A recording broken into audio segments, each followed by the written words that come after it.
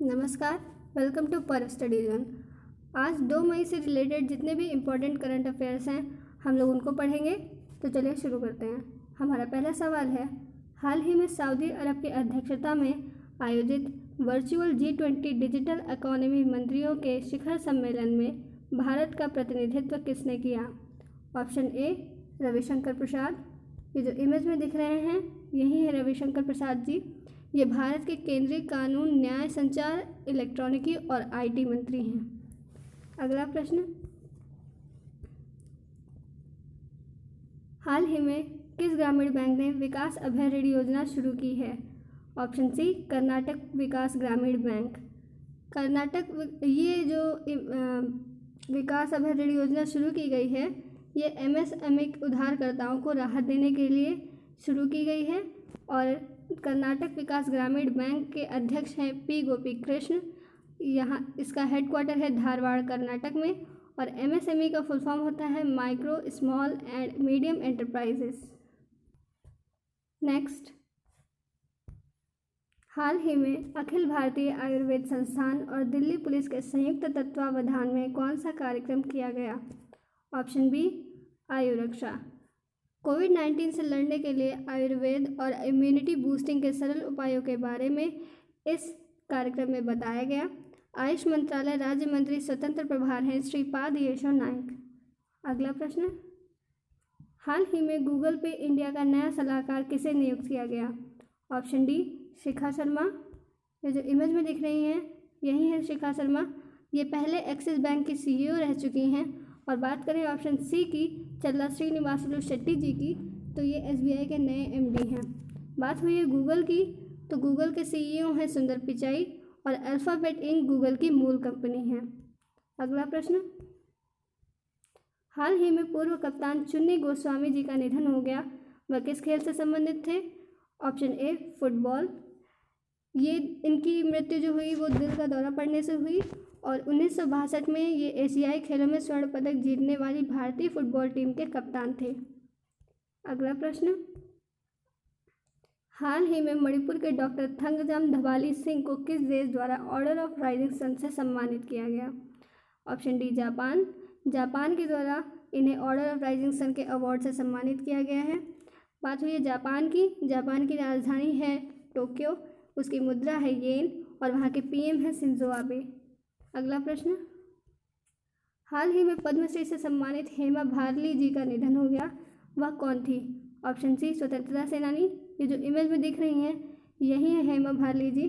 2005 में इन्हें पद्मश्री से सम्मानित किया गया था और उन्होंने 1951 में विनोबा भावे द्वारा शुरू किए गए भूदान आंदोलन में भाग लिया था।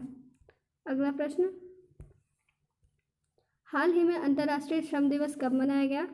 ऑप्शन ए 1 मई। अंतर्राष्ट्रीय श्रमिक दिवस 1 मई को मनाया जाता है। इस दिन श्रमिकों के योगदान को सम्मानित करने के लिए बनाया जाता है।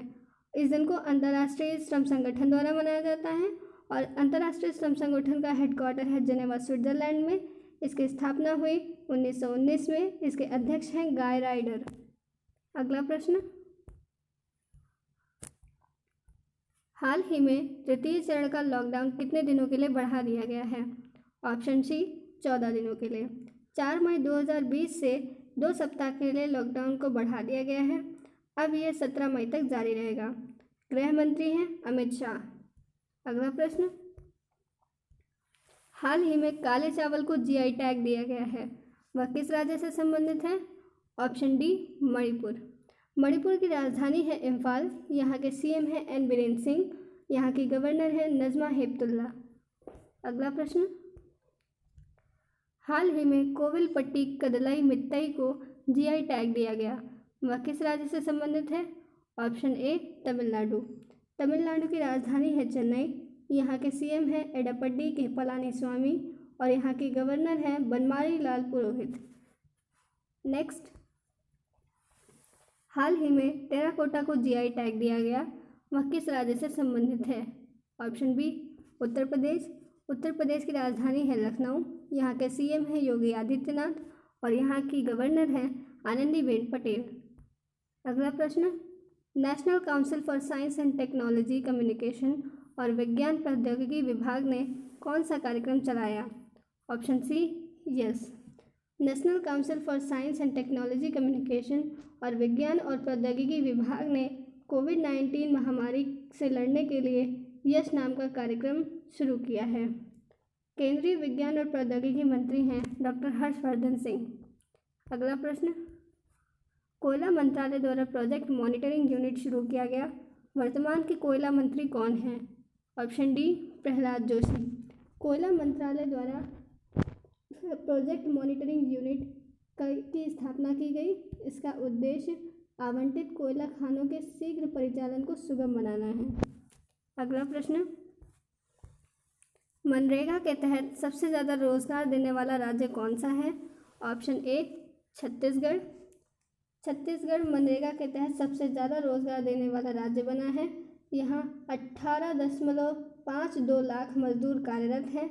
ग्रामीण विकास मंत्री हैं नरेंद्र सिंह तोमर और यहाँ के सीएम हैं छत्तीसगढ़ के सीएम हैं भूपेश बघेल और यहाँ के राज्यपाल हैं अनुसुईया उइके। दोस्तों, आज की वीडियो यहीं ख़त्म होती है। आपको हमारी वीडियो अच्छी लगे तो इसे लाइक करें, कमेंट करें, शेयर करें और साथ ही अगर आप हमारे चैनल पर नए हैं तो इसे सब्सक्राइब भी करें और बेल आइकन को भी दबाएं ताकि आपको हमारे लेटेस्ट वीडियोस का नोटिफिकेशन सबसे पहले मिल सके। तब तक के लिए स्टे होम, स्टे हेल्दी।